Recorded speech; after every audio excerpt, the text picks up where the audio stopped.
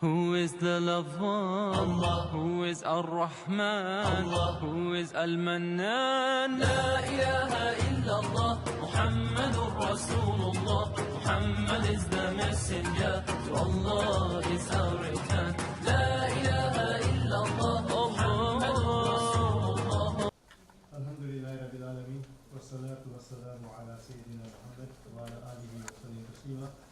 قال رب اشرح لي صدري ويسر لي امري واحلل عقدة من لساني يفقهوا قولي. اما بعد. السلام عليكم ورحمة الله وبركاته.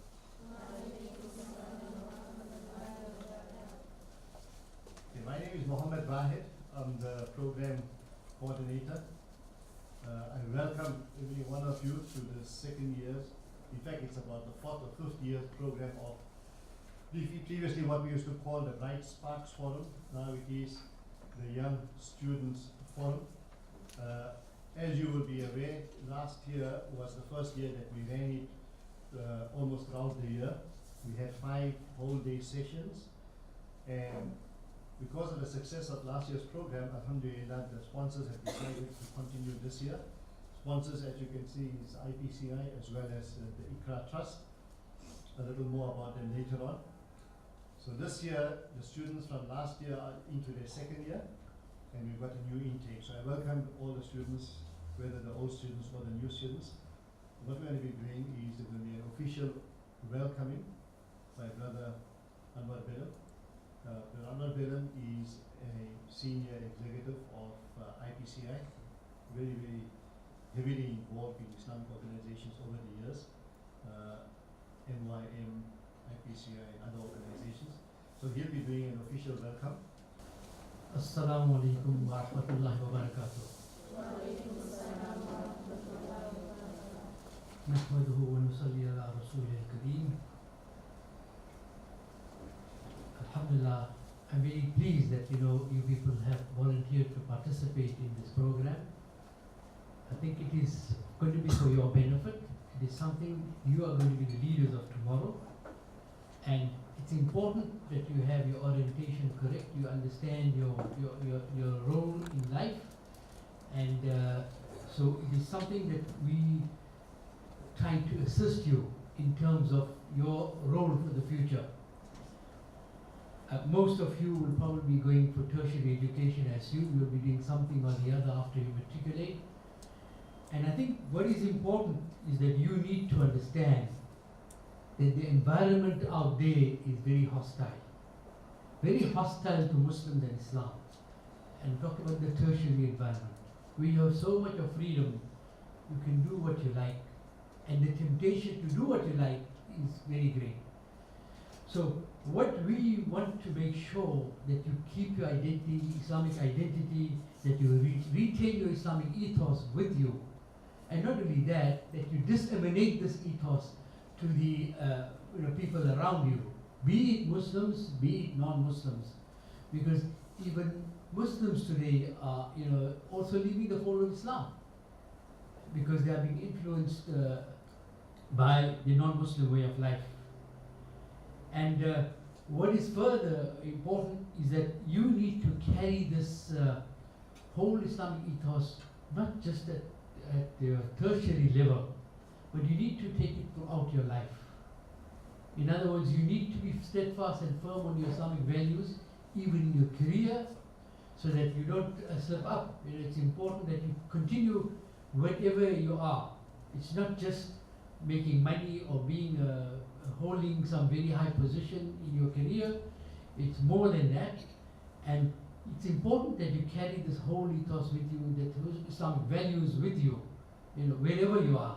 Because often what happens sometimes, people, when they get to the workplace, they throw out the Islamic values because the career, say, takes precedence over Islam. And that we cannot accept. It has to be, your Islam has to be very important, and you have to keep it uppermost in your mind. And every one of you will be a da'i. You will be inviting people to Islam, both Muslims and non-Muslims. So it is very important for you to actually keep that ethos, because you yourself have to have the Islamic values within you for you to be able to disseminate these values. So it is critical that you are able to do that. And as I say, the challenges are very significant. As you know, you are at the start of what is now the fourth industrial revolution, and you're going to have, I think, one of the speakers this morning talking to you about the fourth industrial revolution, Ibrahim Patel from the Minara Chamber, and also I think Dr. Wahid will be talking about employment opportunities relating to, so even help you to shape your careers.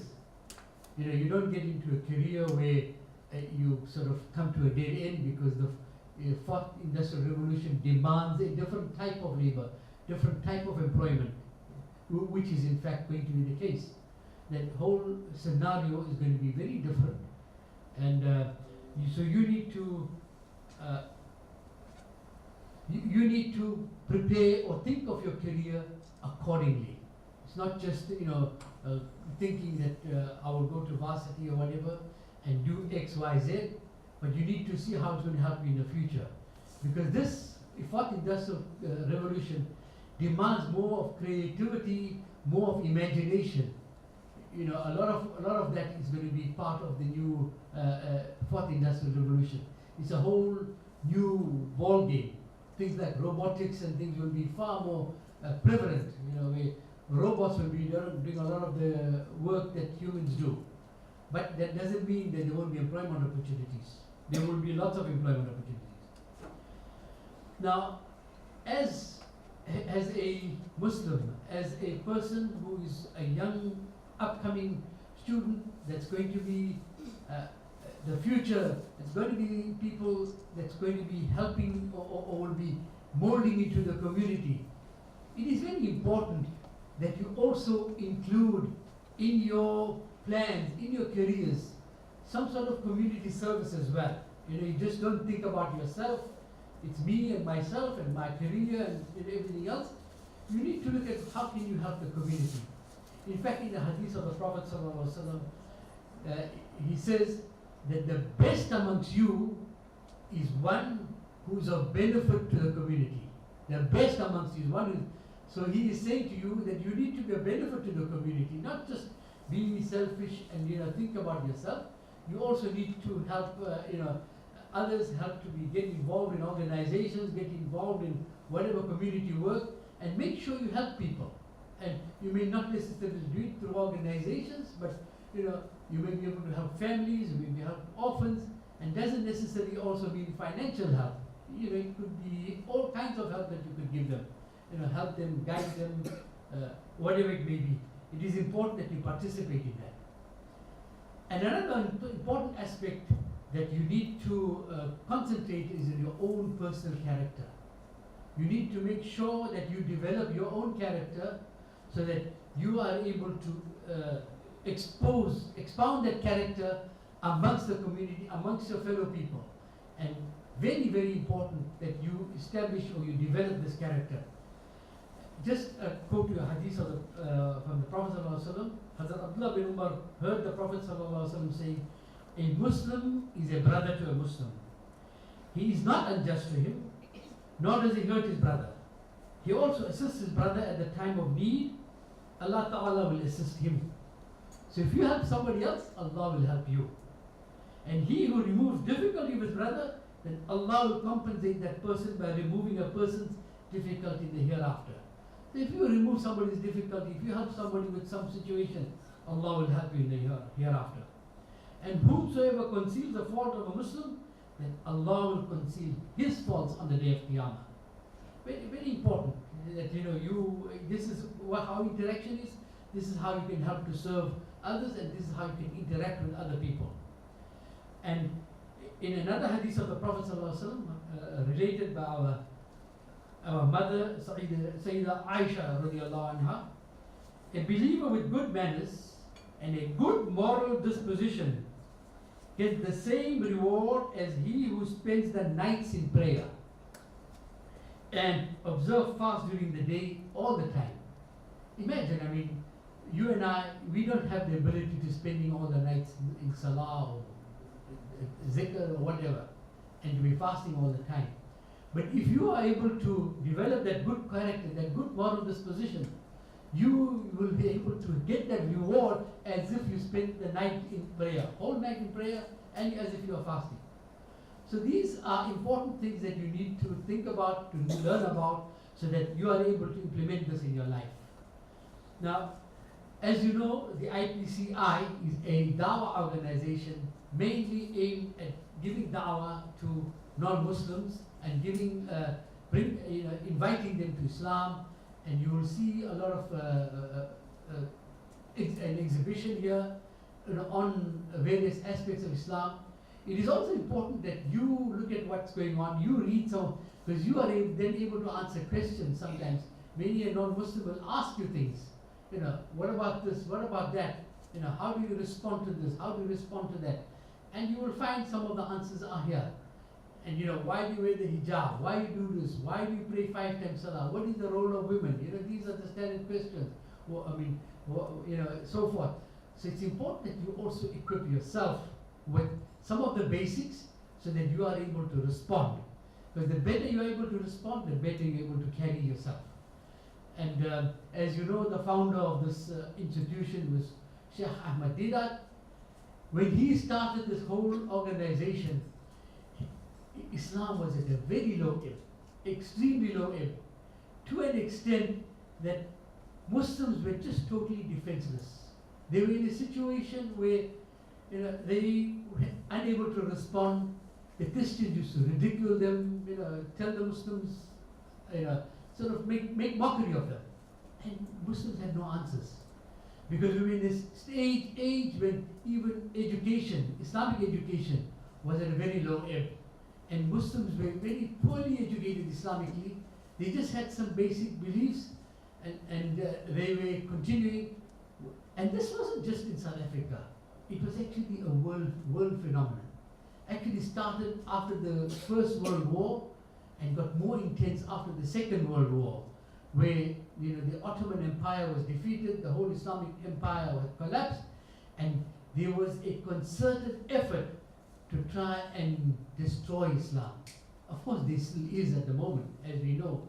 There is a whole lot of effort going towards destroying Islam, and the whole Islamophobia. And every time something happens, if there's a shooting in America, no, it must be Muslims, it must be terrorists, and most of the time it's found that it's a local American, and usually it is because the conclusion they come to that he's deranged or something mentally wrong with him. But if he's a Muslim does it, well, he's a terrorist. That sort of thing. That happens all the time. So it's important that we equip ourselves, and as I say, there's a lot of literature available in this, from our side. So you can speak to our brothers here, Muhammad Khan and so forth. You need to also educate yourself. And of course, as you know, that this whole seminar or this whole course, workshop is co-sponsored by Iqra Trust. Iqra Trust is doing a lot of good work. They particularly keen on sponsoring education. Our brother Mahmoud, who is the head of Iqra Trust, unfortunately he is ill and he couldn't make it today, but we need to acknowledge their contribution, that they are co-sponsoring this whole event and they are contributing towards the cost of this event. So we need to acknowledge their also their contribution. And I wish you all an extremely fruitful discussion, a fruitful workshop. I hope you will all fully participate in it. I hope you will all benefit from it. The idea is to interact and to benefit. Unfortunately, some of our brothers are a bit late, I think, because of the weather. Maybe it's some of them are on their way, but we can't delay too much. But please make the best of this. And some of you were here last year, am I right? And some of you are now on a second phase, whilst others are being here for the first time. Inshallah, you will all benefit from this, and it's very important that you participate in the events and you do whatever is required of you, and inshallah you will benefit most significantly from it. Jazakumullah khair. Assalamu alaikum wa rahmatullah. We are very, very fortunate that we've got none other than Mufti Zubair Bayat. He heads up Darul Ihsan Islamic Services Center, that is there by Sikau Lake. The masjid is there, that's where he is based. And Mufti Saab has got a very checkered career up to now. in the sense that he's been various places. He qualified as an alim as well as a mufti in Deoband in India. Upon his return, he lectured. He was a senior lecturer at Madrasa in Azadville for a few years. And whilst there, he also continued his studies, and he studied Islamic studies at Rand Afrikaans University, it was called at that time. And he was also based in Stanger for a few years before he came to Durban and Sikau Lake, where he is based now. He established the Darul Ihsan Islamic Services Center. It's a massive organization doing incredible work, both locally, nationally, and internationally. If you just go on to Darul Ihsan's website, you'll be able to see the enormous amount of work they're doing, relief work, etc. And besides that, Mufti Sahib has been very, very heavily involved with senior ulama. His Mufti Sahib Sheikh was Maulana Masiullah Khan, Maulana Faruqi, a number of others, Maulana Hakim Akhtar Sahib, all of them were his sheikhs. Even got bayah from them, Khilafa from Maulana Hakim Akhtar Sahib. Mufti Sahib, besides being involved there at Darul Ihsan, he travels the world giving lectures. Many, many countries he's gone to, and on various topics he has spoken. Very, very involved with the youth as well. So therefore, when I invited Mufti Sahib to come and speak to you, without hesitation, he accepted our invitation. As I mentioned, he's very, very busy. Sometime when I was having the university programs, the Islamic law program up there, when I used to invite Mufti Sahib, and it was 9 o'clock or 10 o'clock lectures, that used to be his third program for the day on a Saturday. At 9 o'clock or 10 o'clock, third program for the day. That shows how busy Mufti Sahib is, right? But alhamdulillah, he's spending his time because he wants to spend time with you. Children, the youth are very, very close to his heart. And you are the future, so therefore he spends a lot of time with the youth. So with those few words, I can say a lot more about Mufti Sahib, but time is against us. So with those few words, I call upon Mufti Sahib. Jazakallah Muhammad Bhai for your kind word. Assalamu alaikum wa rahmatullahi wa barakatuh. Jazakallah, the girls' reply was much stronger and the boys was quite weak. So can I make salam again? Assalamu alaikum wa rahmatullahi wa barakatuh. MashaAllah, MashaAllah, very good. Very nice to be here with you all this morning, alhamdulillah. And as Muhammad Bhai said, I've always worked with youth and it is something that I really enjoy doing. I'm very happy to be with you all here this morning. I will be speaking to you about a very important phenomenon. This is a global phenomenon. It's something that's happening around the world and that has affected the lives of billions of people, ranging from toddlers that are about 1 year old to old people whose backs are bent and maybe they're 80, 90 years old. This phenomenon has touched and affected the lives of billions of people around the world. And what is this phenomenon that I'm talking about? The phenomenon of social media. Yes, absolutely. This is the thing that has touched the lives and you know, affected the lives of billions of people in the east and the west and the north and the south and in all the continents and even the islands of the world. Wherever you go, the presence of social media is to be found. Even children, little children, they know how to put their little phone on and they know how to, they just scroll through and their fingers are moving on the screen and they're touching and they even know what, you know, YouTube videos and things they want to see. Little children who can hardly even talk properly, even they are onto the social media platforms. So it goes to show that how it has impacted on the people of the world, around the world. And whatever language you speak, no matter which part of the world you live in, almost everybody has been affected by the phenomenon of social media.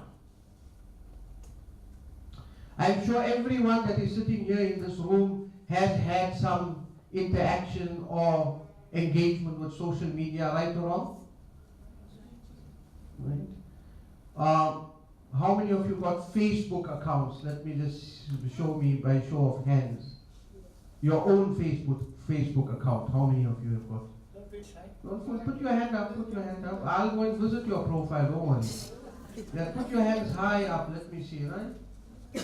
1, 2, 3, 4, 5, 6, 7, 8, 9, 10, 11, 12, mashallah.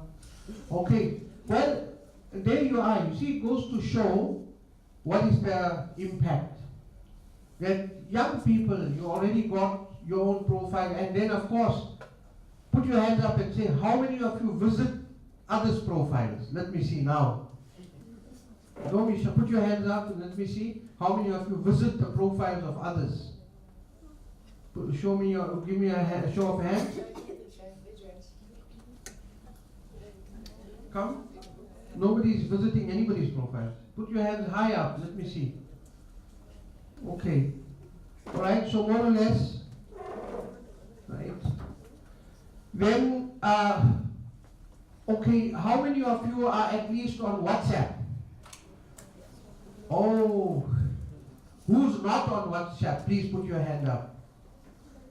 MashaAllah, there's some good people here too, right? There's some very good people here, I can see that. So, okay, there we are. You can see now that the social media has really taken the world by storm. And there are so many social media platforms, right, for different users and different applications and different choices and different tastes. You got different kinds of social media platforms, right? There's some that are for professionals. The professionals use like LinkedIn and so on. And then you got some that are more visual, like Instagram. You got some that are more word, text-based, like WhatsApp. Then you got some that give you short, quick bursts of information like Twitter. And you've got something that's very personal, like Facebook, like a blog or a log of yourself and your life and what have you. And then you also got things like Snapchat, and you've got things like YouTube, of course, very popular, right? Which is very much like a video based and very much visual, right? So you've got that platform. And of course there's websites which is for old people like Mohammed Bhai and myself now. Because the youth don't really have time to go and visit somebody's website. They want information to be pushed to them. Right? You've got pull technology and push technology. In the old days you had to go and look for information. Now information comes and looks for you. And you get such information overload that you don't even know what to do with it. Your brain goes into a kind of a freeze. Your mind goes into a spin because you don't exactly know what to do with that information. Your brain can't even process that, bombardment of information that is coming to you. Right, so we've discussed briefly about the various platforms. Is there any one that we've left out? There's, I don't know, I hear of Flickr. Is that something that's popular? Not really. Anything else? TikTok, right? That's good. First time I'm hearing about it. What's TikTok? Explain it. Yes? You go on it, then you put like a song or something, then you start like lip syncing and doing some actions. Okay. So it's like a selfie kind of a... Yeah, like a video kind of thing with effects and all those kind of things. Which you can use to like to create a selfie or some kind of a clip of yourself. Yes. And is that You created anything on TikTok or what? No, I know of people. Okay, no, fine. Because you people are all the time looking for new things and discovering new things. So I think we've covered, have we covered all the platforms so far? Now we need to discuss a little bit about the advantages as well as the disadvantages of social media. As we know that anything in life will have some advantages and some disadvantages. And what is the important principle? The important principle is we must weigh the advantages and the disadvantages, and we have to see which is heavier, and according to that we will decide whether it is worth using it or it's not worth using it. So we have to weigh the advantages of social media against the disadvantages, and then we have to choose, or we have to make a decision whether we would like to engage with it or we should disengage from social media. Right? So come, let us look at some of the, where shall we start with? Advantages or disadvantages? Advantages. Oh, fine. Why not? Let's talk about the advantages. Yeah. You can use social media to spread awareness about things that you feel are important. Very good. Very, very important. To create awareness about anything under the sun. Right? You can then broaden that and talk about hundreds of things, right? So yes, it's a very great advantage of social media is it's a tool of creating awareness, which is also another form of saying education, information, knowledge. These are all synonyms that you can use: awareness, information, education, knowledge. These are all part and parcel of the same thing. So social media is very beneficial in creating awareness and spreading information and knowledge. Right? Okay, that's one good input. Boys do one now. From the boys, yes. Okay, you can say that it's a way of expressing yourself, so you can sort of, use social media to express your opinions, your ideas, your thoughts, your feelings, your emotions. You can use social media for that, right? So it's maybe a way of putting your inner feelings out onto some kind of a platform where you can share it with others, or even just keep it to yourself. And if you're sharing it with others, perhaps others can view it, agree with you, disagree with you, like it, unlike it, whatever. Right. Okay, so that's one advantage. Some may not see that as an advantage. Some may even see that as a disadvantage, right? Because they say, why you want to, open your private ideas or thoughts to people. But others might see it as an advantage. They'll say, you're getting an opportunity to express your opinions, your sentiments, your feelings. All right, so let's see. That's an advantage from that point of view. What other advantages there are? I need to see your hand going up quickly and fast. Now you are taking a bit long. You must be thinking on your feet. This is part of your leadership training, is that you must be a quick thinker. You must be able to formulate your thoughts quickly. Yes? Mashallah, good. Yes, very good. It's a means of communication. Being in contact with people means it's a very good medium of communication. You can communicate with people. You can communicate with them telephonically or over voice. You can talk to them like a call you can make. You can communicate with them even by way of a video call. You in one part of the world, they are another part of the world, but you can see each other as if they're right in front of you. You can communicate by way of text, right? So social media is a very good advantage in that it allows you the opportunity of communication. Good. What other advantages are there? Yes?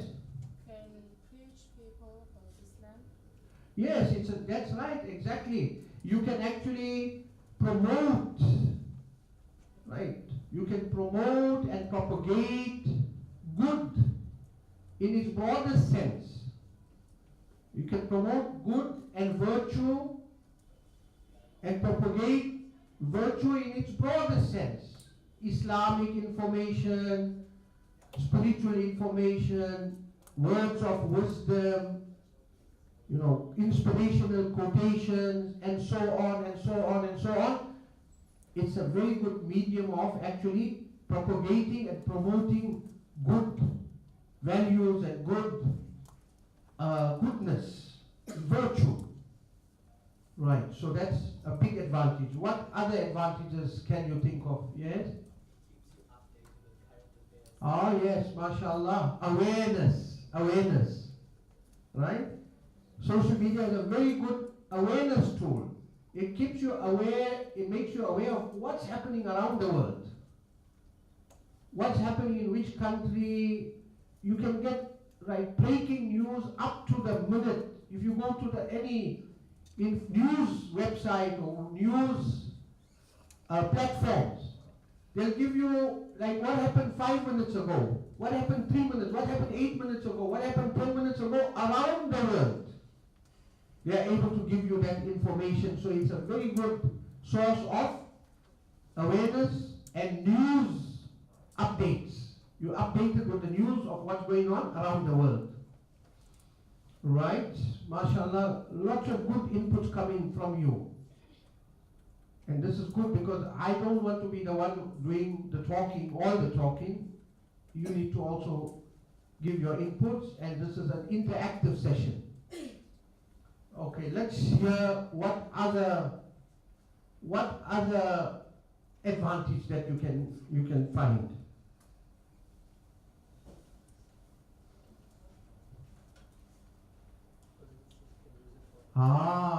Businesses can use it for advertising, marketing. It's a very good marketing tool. You can sell anything under the sun. You can promote things, you can sell things, you can market things. Right? So lots of businesses are actually thriving on these platforms. I mean, today you can do online shopping. You don't need to go to any shop anymore. Increasingly, this is becoming the trend around the world. Today, you can sit at home and order your burger from one, store or shop, and you can order your milkshake from another shop, and you can get your dessert or ice cream from another shop using your app. And you can pay online. So you can sit at home and the food will get delivered to you, and time to come there'll be drones that will be flying all over, and they'll be delivering things from this shop to that house and that place to that place. This is where the world is going. So yes, it's very good for marketing and for trade and business. Okay. So Alhamdulillah, we've covered quite a lot of advantages. Is there any other advantage that anybody thinks that they want to speak about? Yes?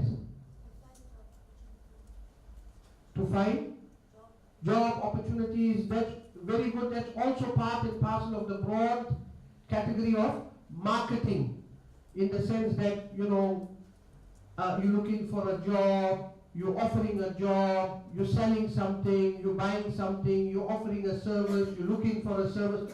All of that comes under the broad heading of marketing, yes? Entertainment, yes. Well, now, again, this can be a two-sided thing. Entertainment could be an advantage and it could also be a disadvantage. Why? Because you could get entertainment that is halal, and you can get entertainment that is haram. And you can get entertainment that is beneficial, and you can get entertainment that is harmful. Right? So let's put that one like in the middle. So just to sum it up, just let's go through the key words that we spoke about earlier on. Right? Number one, was the first one you mentioned was? Awareness. Right. Number two, expressing your opinions. Right? Three, communication. Four, promotion of virtue and good. Right? And five, awareness.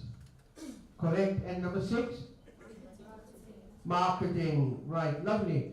Can I add one from my side? It's cheap. It's very cheap.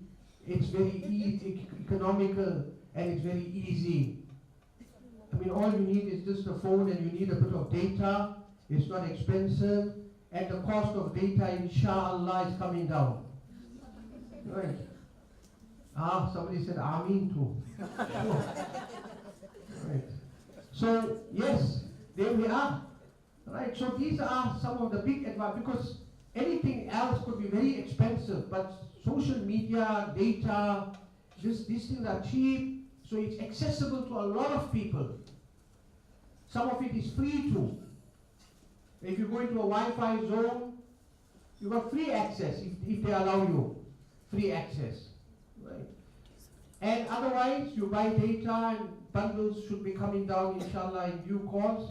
Things are happening. So yes, that's one big advantage. That's not an expensive exercise. And it's not restricted only to the wealthy people, but even the rest of the people can access social media. So we've covered the advantages. Now, let us talk a little bit about the disadvantages. Let's start off. Yes? Cyberbullying. Sorry? Cyberbullying. Cyberbullying.